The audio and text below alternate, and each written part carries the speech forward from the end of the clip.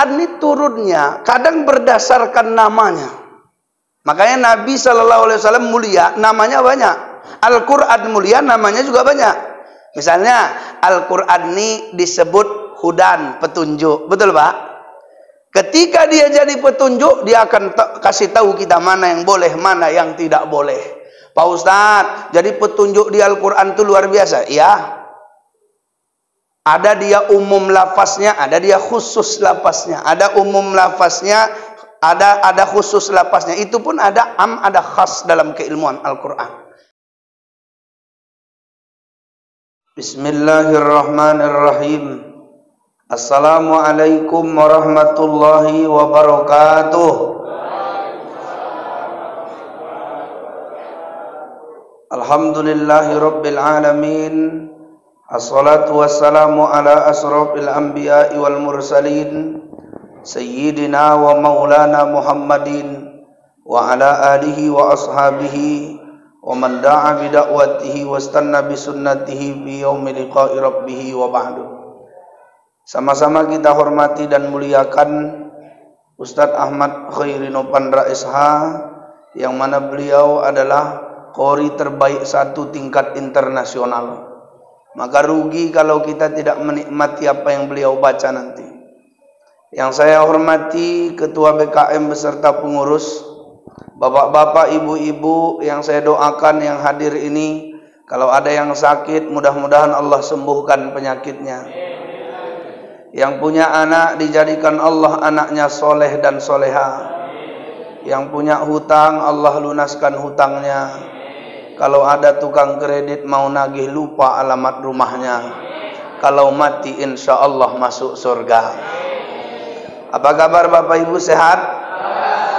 Alhamdulillah, bersyukur kita kepada Allah. Salawat dan salam kepada Nabi kita Muhammad sallallahu alaihi wasallam. Allahumma salli ala Muhammad wa ala ali Muhammad.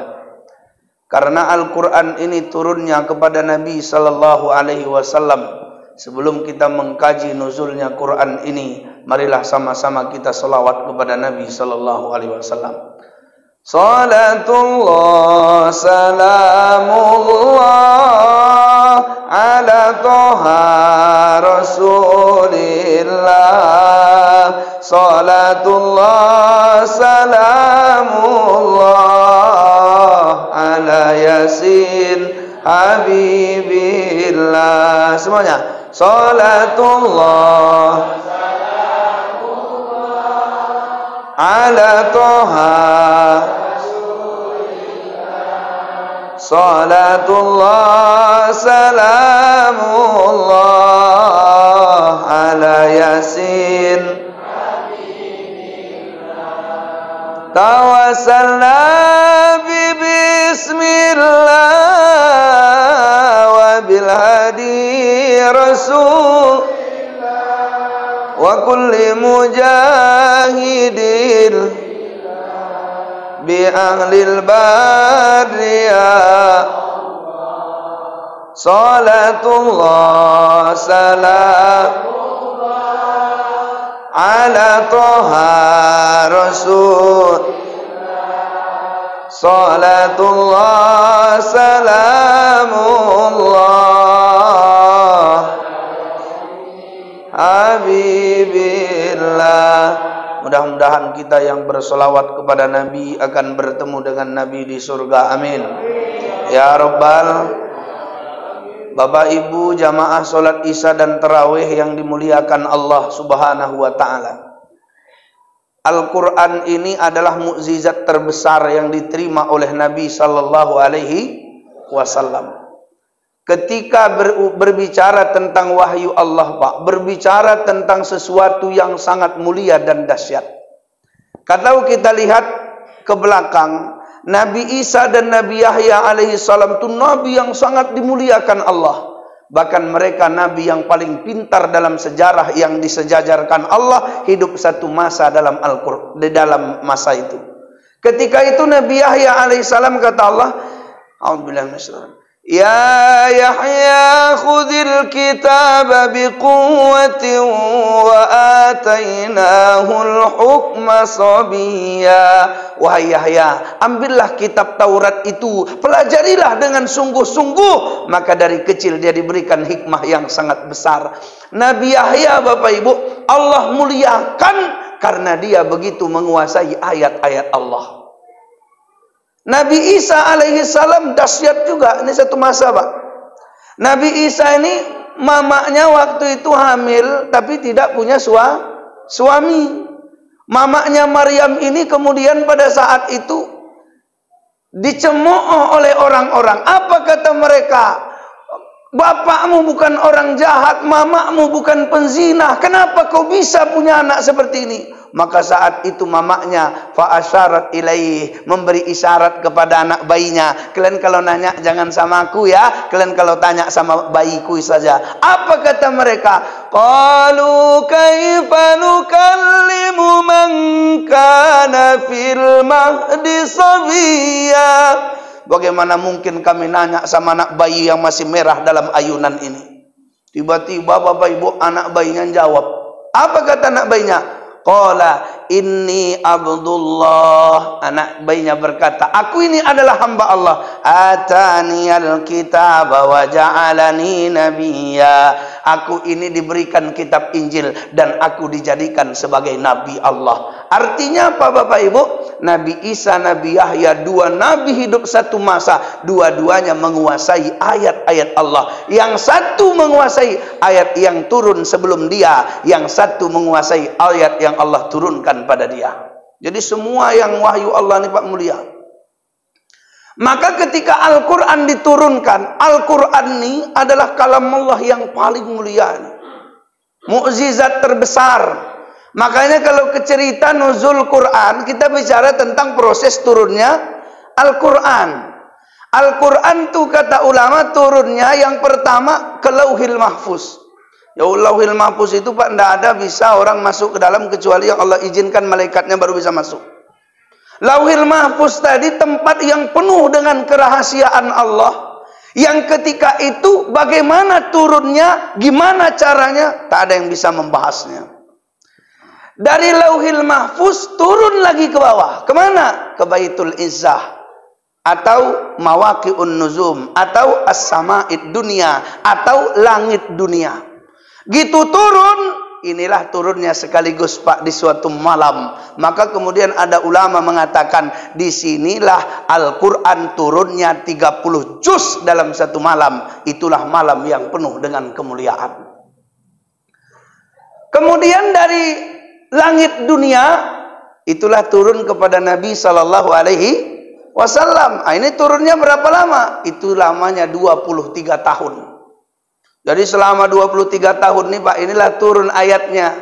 Makanya ada ayat yang turunnya 13 tahun di Mekah, ada ayat yang turunnya 10 tahun sesudah Nabi hijrah ke Madinah. Maka kemudian ulama merumuskan, ini ada ayat Makkiyah, ada ayat Madaniyah. Ayat Makkiyah itu yang turun sebelum Nabi hijrah, ayat Madaniyah itu yang turun sesudah Nabi hijrah ke Madinah. Bapak Ibu sekalian yang dimuliakan Allah. Sampai jam berapa aku ceramah, Pak? Kita jujur-jujur aja kita bahas. Hah? Jangan bilang jam 9, Pak. Nanti kita, ibu-ibu mau masak lagi kan, Bu? Nah, jangan ibu bilang. Hah? Sampai selesai. Oh, enggak selesai nih, Pak. Baik. Kita situasikan aja, Pak ya. Karena kita mau mendengarkan imam kita. Yang penting sampailah pesan nuzul Quran. Jadi nuzul Quran itu turunnya Al-Quran. Ketika itu turun kepada Nabi berangsur-angsur. Ada yang turunnya tidak pakai sebab, ada yang turunnya pakai sebab. Makanya nanti ada juga keilmuan Al-Quran ini disebut asbabun nuzul, sebab turunnya ayat Al-Quran. Ada juga yang nggak pakai sebab, tapi tujuannya linutsab bitabihi fuadak, untuk meneguhkan jiwa Nabi dalam berdakwah. Makanya orang-orang kafir waktu itu nanya, wa qala alladziina kafaru laula nuzzila alaihil qur'anu jumlatan wahidah. Kata orang kafir, kenapa kok ayat yang turun kepada Muhammad itu enggak sekaligus saja? Sekali turun aja 30 juz, habis itu Muhammad kan tinggal buka-buka aja itu. Ini kenapa enggak begitu? Kata Allah, kadzalika linutsabbita bihi fuadak. Itu tujuannya untuk meneguhkan jiwamu, hai Muhammad. Jadi Pak, kalau turunnya sekaligus bingung Pak. Nanti ada peristiwa nyari lagi ya kan Pak. Ayat tentang apa? Gitu turunnya berangsur-angsur, Nabi mudah menguasainya. Kemudian pada saat itu Nabi akan terbantu dalam dakwahnya. Orang nanya tentang ruh, Nabi nggak bisa jawab. Turun ayat tentang ruh. Orang nanti nanya masalah masalah gimana ya? Kami kalau berdoa kemana kami hadapkan ya? Karena dulu kan Tuhannya nampak, sekarang Tuhannya jadi nggak nampak. Turun ayat Al-Quran. Kalau cerita doa, Allah itu dekat sekali dengan kita, betul Pak? Itu semua akan menguatkan dan mensukseskan dakwah Nabi Sallallahu Alaihi. Bapak Ibu sekalian yang dimuliakan Allah Subhanahu Wa Taala.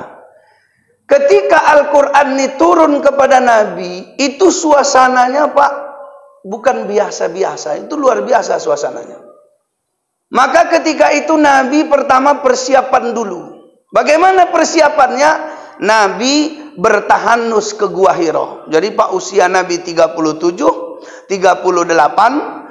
39, 40, itu Nabi bertahanus ke Gua Hira. Setiap bulan Ramadan Nabi sudah di Gua Hira tuh. Untuk apa? Untuk membaca alam semesta ini. Jadi dibawa Nabi perbekalan, dibawa Nabi makanan. Siapa yang naik ke atas dikasih sama Nabi makanan. Kemudian kalau kurang diambil makanan, Nabi ke situ lagi Pak. Untuk apa? Jernih ini yang dipikirkan Nabi. Kenapa? Karena gejolak jahiliyah luar biasa. Dan ayat yang akan diterima kalau turun kepada Al-Quran, kepada gunung. Gunung pun akan meledak saking dahsyatnya ayat ini Pak. Maka ketika itu Nabi Shallallahu Alaihi Wasallam ketika turun ayat pertama itu Pak, menggigil nggak Nabi Pak? Menggigil Nabi itu. Gitu turun dipeluk malaikat Jibril, sesak Nabi. Iqra, baca Muhammad. Mana Nabi Qori? Aku nggak bisa baca. Iqra, peluk lagi, sesak napas Nabi Pak. Akhirnya kemudian dibacakan. Kemudian pada saat itu diingat-ingat Nabi. Nabi pulang ke rumahnya. Sampai di rumah Nabi menggigil kedinginan. Selimuti aku wahai istriku Khadijah. Selimuti aku. Istri Nabi keren. Kalau udah disuruh selimuti, selimuti betulan. Kalau bini kita kan mau nanya. Ya kan Pak? Selimuti ya Bang Dek. Ngapain Bang? Kenapa Bang tak selimuti? Apa masalah? Kan banyak pertanyaan kan Pak? Kalau istri Nabi tidak begitu. Maka ibu-ibu kalau mau contoh istri Nabi, nggak usah banyak nanya. Ya Bu ya. Maka ketika itu diselimuti Pak. Gitu diselimuti, Nabi hafal yang disebut Jibril tadi. Gitu Nabi hafal, diceritakan sama istrinya. Ini apa yang terjadi sama aku ya? Yang datang begini sosoknya, aku dipeluknya sampai tidak bernapas. Kemudian pada saat itu gitu dibacakannya begini. Oh, kata Khadijah, tenang wahai suamiku. Kau ini orang mulia. Kau ini orang mulia. Kau inilah orang paling mulia di Mekah nih. Maka biar kutanyakan pada sepupuku, anak pamanku. Dan dijumpainya lah ahli kitab. Namanya Waraqah bin Naufal. Gitu dijumpai Pak ahli kitab nih. Dia menulis dalam bahasa Ibrani tentang Injil tadi, dia tulis segala macam, kemudian dijumpai dia. Kondisinya sudah tua. Ketika itu ditanya, wahai anak pamanku, begini, diceritakanlah sama Khadijah. Kemudian pada saat itu, demi Allah katanya, yang datang kepadanya adalah Namus, yang datang kepada Musa. Artinya itu Jibril yang datang kepada Musa dulu. Maka kalau begitu, suamimu ini akan menjadi seorang nabi. Suamimu ini akan menjadi seorang rasul. Kalau aku masih kuat waktu itu, aku masih hidup, aku akan membela dia ketika kaumnya mengusirnya. Kata Khadijah, benar kaumnya akan mengusirnya. Dia sangat dicintai oleh orang Mekah. Oh, demi Allah, kalau sudah datang kenabian, dia pasti akan ditinggalkan oleh orang yang mencintainya. Betul nggak terjadi nggak Pak? Kalau cerita mencintai Nabi, orang Mekah mencintai Nabi waktu itu. Kenapa? Nggak ada alasan nggak mencintai Nabi, Pak.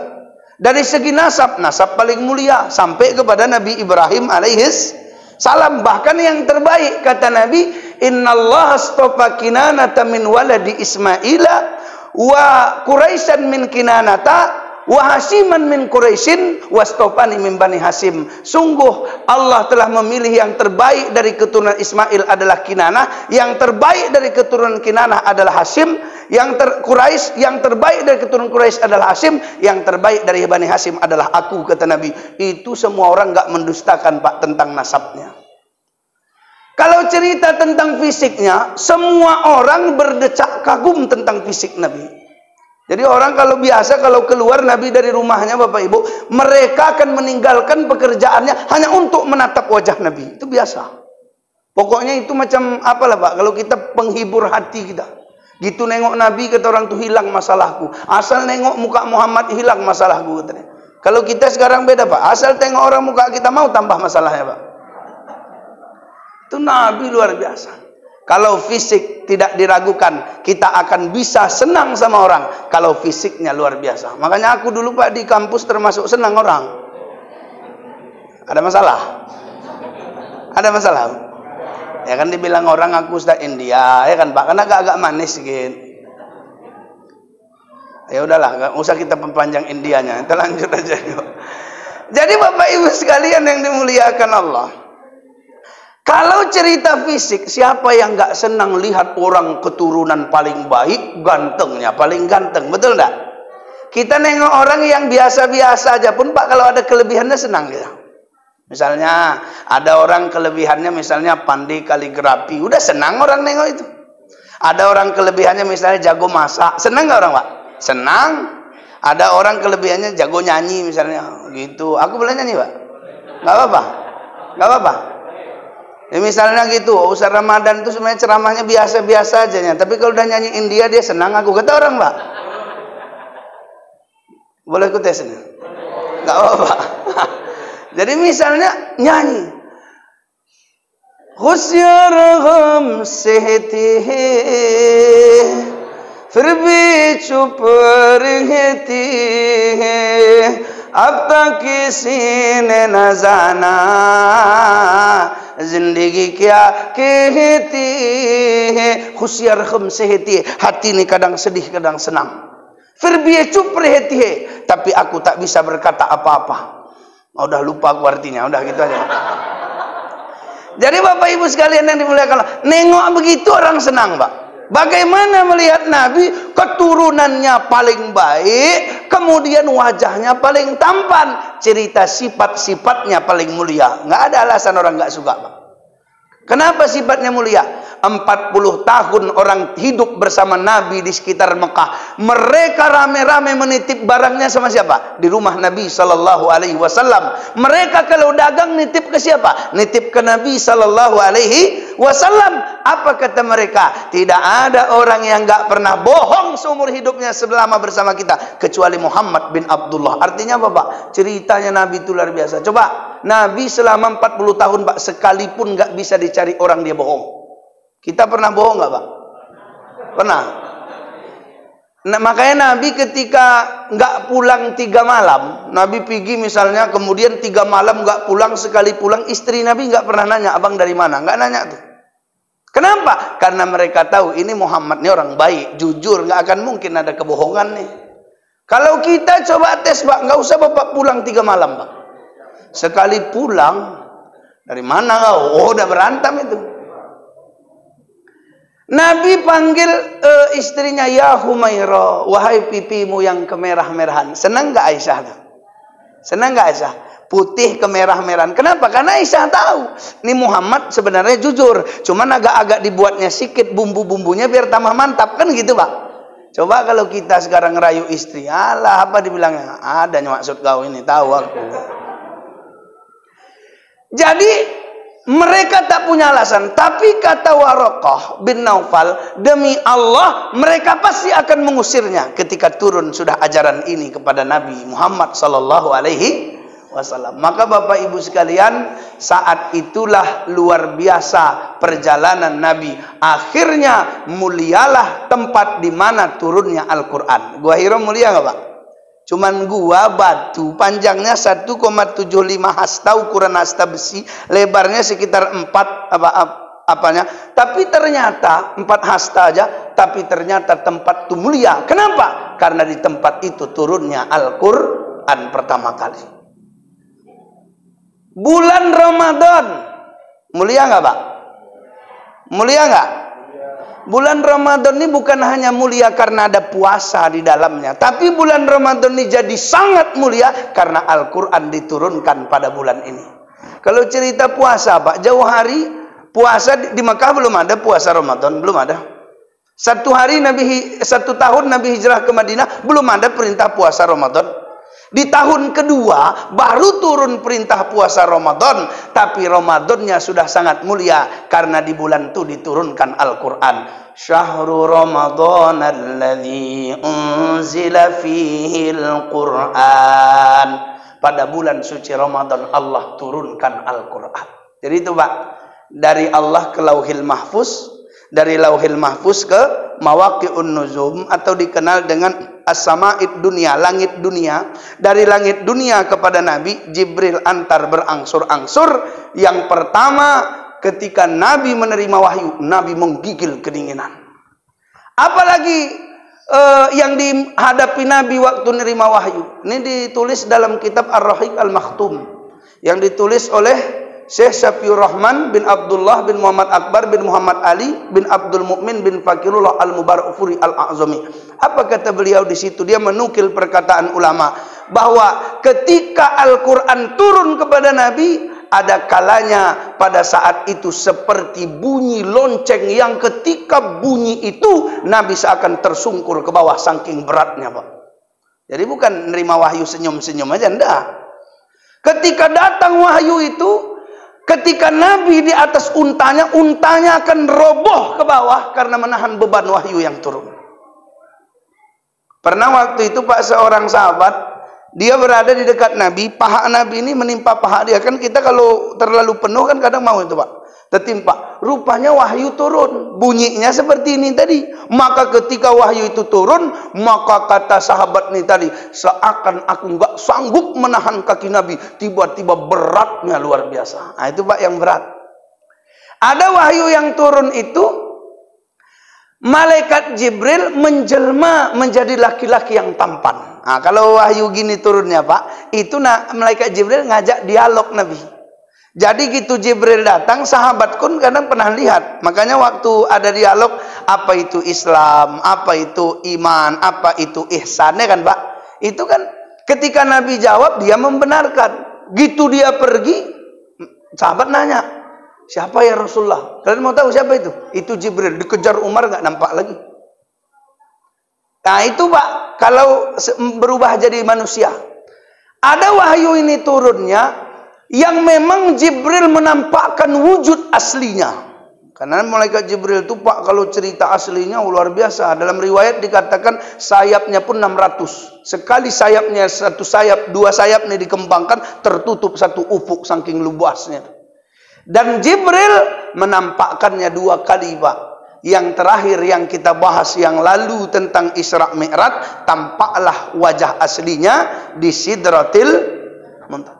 Walaqad ra'ahu nazlatan ukhra 'inda Sidratil Muntaha 'indaha jannatul ma'wa. Malaikat Jibril menampakkan wujud aslinya di kali kedua. Di mana? Di Sidratil Muntaha. Di mana itu? Di dekatnya ada surga kehidupan namanya Jannatul Ma'wa.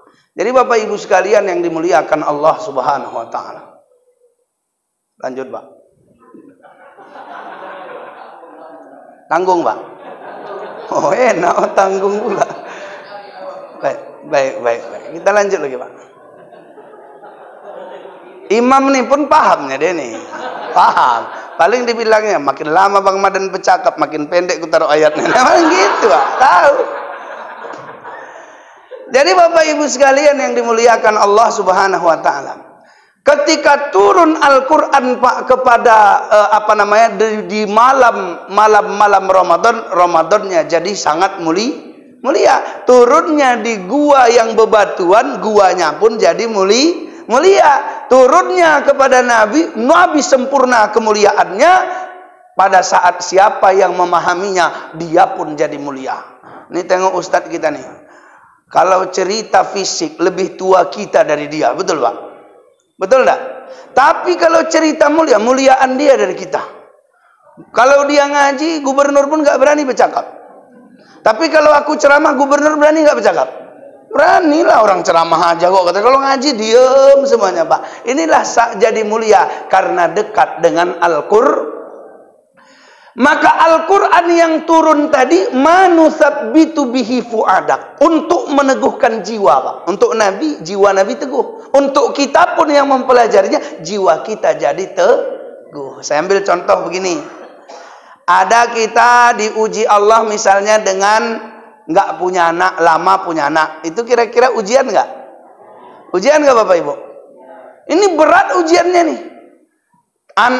Teman kita tiap tahun melahirkan anaknya. Berat enggak, Pak? Tiba-tiba kita baca dalam Al-Quran. Oh, jangankan kita, Nabi aja banyak kok begitu. Misalnya kita lihat Nabi Zakaria udah tua renta dia, Pak. Apa kata dia? Qala rabbi inni wahanal azmu minni washta'ala ar-ra'su shayba wa lam akun bidu'aika rabbi syaqiyya.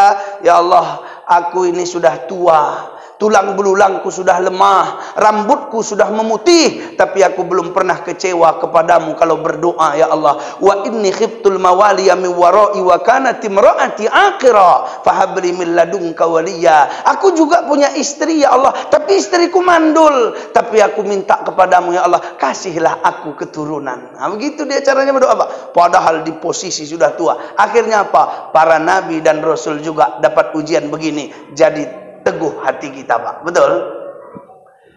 Ustaz, saya punya anak bandel kali, Ustaz. Udah saya didik, dia masukkan pesantren, masih bandel juga. Saya kuliahkan dia perguruan tinggi agama, masih bandel juga, Ustaz. Kita buka Quran, ternyata Nabi aja punya anak bandel sampai matinya bandel. Ada nggak, Pak? Ada. Nabi Nuh alaihis, gitu dia bilang, ya bunayya rakam ma'ana wa la takum ma'al kafirin. Wahai anakku, kemarilah nak. Kapal udah jalan nih, Pak. Mau jalan karena air udah tinggi. Kemarilah nak, jangan kau sama orang kafir. Apa kata anaknya? Qala sa'awi ila jabali ya'simuni minal ma'. Aku ya lebih baik naik ke atas gunung yang tinggi agar aku terhindar dari air. Akhirnya apa? Anaknya mati tenggelam. Saat itu Nabi Nuh selamat. Dia mengucapkan alhamdulillah, tapi dia berdoa, nadanya sedikit protes kepada Allah. Apa kata Nabi Nuh? Inna bni min ahli. Ya Allah, anakku itu kan keluargaku. Wa inna wa'dakal haqq wa anta ahkamul hakimin. Aku tahu kau adalah hakim yang paling adil. Itu kan agak protes, Pak. Langsung ditegur Allah. Innahu laisa min ahlik. No, itu anakmu itu bukan anakmu itu. Bukan keluargamu. Innahu amalun ghairu soleh. Karena dia punya amal yang tidak baik. Akhirnya, Pak, kita yang anak kita bandel terobati dan semangat mendidik karena ada kisahnya dalam Al-Quran. Betul? Betul, Bapak Ibu? Nah, ini kalau diceritakan kisah-kisahnya aja lama. Nah, ini kita anggap selesai. Nah, gitu aja, Pak. Kita gitu-gitu aja semalam nih. Kemudian untuk apa Quran ini turun, Pak Ustadz? Al-Quran ini turunnya kadang berdasarkan namanya. Makanya Nabi SAW mulia, namanya banyak. Al-Quran mulia, namanya juga banyak. Misalnya Al-Quran ini disebut hudan, petunjuk. Betul, Pak? Ketika dia jadi petunjuk, dia akan kasih tahu kita mana yang boleh, mana yang tidak boleh. Pak Ustadz, jadi petunjuk di Al-Quran itu luar biasa. Ya, ada dia umum lafaznya, ada dia khusus lafaznya. Ada umum lafaznya, ada khusus lafaznya. Itu pun ada ada khas dalam keilmuan Al-Quran. Maka Bapak Ibu sekalian yang dimuliakan Allah, ketika turun ini ayat petunjuk, bagi warisan, nggak tahu kayak mana caranya. Ada nggak ayatnya, Pak? Yusikumullahu fi auladikum lidzakari mithlu hadzil unthayain. Kemarin masih pakai adat kita. Rupanya di Quran ada ceritanya. Kalau kau nanti meninggal, kau punya anak laki-laki, anak perempuan. Anak laki-lakimu kasih 2 bagian, anak perempuanmu kasih 1 bagian. Fa in kunna nisa'an fawqa thnataini falahunna thulutsa ma tarak. Kalau kau punya anak perempuan saja, 2 orang atau lebih dari 2, bagiannya 2/3 dari harta yang kau tinggalkan. Wa in kanat wahidatan fala annis. Kalau kau punya anak 1 orang perempuan, bagiannya setengah dari harta yang kau tinggalkan. Wali abawaihi likulli wahidin minhum as-sudusu mimma taraka in kana lahu walada. Bapak mamamu akan mewarisi juga kalau masih hidup, yang mereka masing-masing dapat 1/6 dari harta yang kau tinggalkan. Ini petunjuk, Pak, dan jelas dalam Al-Qur'an. Jadi tugas Quran ini pertama sesuai dengan namanya. Apa itu? Hudan, petunjuk bagi manusia. Maka banyak-banyak baca Quran. Yang kedua, apa nama Al-Quran yang sesuai pula dengan tujuan dia? Syifa. Al-Quran ini syifa. Wa nunazzilu minal Qur'ani ma huwa syifa'u wa rahmatul lil mu'minin. Al-Quran ini diturunkan sebagai obat. Coba saya tanya, Pak. Kita kalau baca Quran, tenang nggak hati kita? Tenang nggak? Misalnya ada orang lagi galau, sedih, Pak. Kemudian gara-gara sedihnya dia nyanyi-nyanyi. Nyanyi-nyanyi itu membuat dia tambah sedih atau tambah senang? Tambah sedih, Pak. Ada orang sedih, nyanyi lagu sedih. Sedih nggak dia, Pak? Hah? Ini salahku yang selalu memikirkan egoku. Wah, makin nangis dia, nggak ada solusi. Tapi kalau baca Quran, a'udzu billahi minasyaitonir rajim. Itu Al-Quran langsung, Pak, jadi obat bagi hatinya. Bahkan orang ada yang sakit dibacakannya Al-Fatihah sembuh, Pak. Ada, Pak? Karena dia yakin Fatihatul Kitabi syifa'un min kulli thummin. Al-Fatihah itu obat dari segala penyakit. Saya dulu kalau demam di kampung kadang nggak dikasih mamaku obat dokter, tapi apa? Dibacakannya Al-Fatihah ke air, dikasihnya aku minum, airnya nggak direbus, Pak, langsung air gunung tuh minum sembuh. Itu yakin dia, Pak. Awak sekarang kurang yakin. Terakhir ada keponaan sakit demam, awak ambil juga air mentah juga. Awak bacakan Bismillahirrahmanirrahim, Al-Fatihah juga, awak kasih sama dia minum. Tambah sakitnya, sakit perut, Pak. Karena kita tidak yakin. Padahal sebenarnya Al-Quran itu obat. Bisa obat karena penyakit hati, bisa obat menenangkan hati yang sedang sedih, bisa juga obat penyembuh bagi orang yang kena sakit. Bapak Ibu sekalian yang dimuliakan Allah Subhanahu wa taala, tidak bisa dielakkan, udah jam 9 kurang. Baik, sedikit lagi, Pak. Al-Quran ini untuk apa, Pak Ustaz? Al-Quran ini adalah al-bayyinah, pembeda. Jadi misalnya mana yang baik, mana yang buruk itu jelas beda dalam Al-Quran. Misalnya ada kisah Fir'aun, ada enggak? Di dalam kisah Fir'aun ada kisah Nabi Musa. Nampak enggak bedanya, Pak? Kemudian dikuatkan Nabi Musa yang benar, Fir'aun yang jelek. Itu Al-Quran luar biasa, Pak. Al-Quran ini adalah merupakan wahyu yang kemudian tidak ada habisnya ketika orang mengkajinya, karena dia adalah sumber ilmu pengetahuan. Bapak Ibu sekalian yang dimuliakan oleh Allah Subhanahu wa taala, yang terakhir tugas kita kepada Al-Quran ada 4. Yang pertama, membacanya. Nawiru buyutakum bitilawatil Qur'an. Terangilah rumah kalian dengan bacaan-bacaan Al-Quran. Afdolu ibadatil ummati qiraatul Qur'an. Kata Nabi, ibadah umatku yang pertama utama adalah membaca Al-Quran. Yang kedua, tugas kita kepada Al-Quran selain membacanya adalah memahami kandungan Al-Quran. Jadi orang, Pak, semakin paham di ayat yang dibaca, semakin enak dia rasa. Semakin paham dia, semakin jadi obat bagi dia. Yang ketiga, tugas kita kepada Al-Quran, meyakini Al-Quran. Gak boleh sikit-sikit, Pak. Aku yakin sama ayat ini, sama yang ini, enggak. Kafir kita. Yakin kepada Al-Quran. Kemudian apa tugas kita? Yang terakhir, menghafal sekaligus mengamalkan Al-Quran. Siapapun yang melakukan keempat ini, Pak, atau salah satu dari empat ini, tanda-tanda kemuliaan akan datang padanya, dan itu hanya dengan Al-Quran. Saya rasa ini saja yang dapat saya sampaikan. Sebenarnya ini kalau diceramahkan nggak habis-habis nih, Pak. Cuman masalahnya nanti siap aku ceramah, ibu-ibu pulang. Orang yang marah maku, dia marah apa Bang Madan lama kali kan. Makanya aku tutup aja lah. Billahi taufiq wal hidayah. Assalamualaikum warahmatullahi wabarakatuh.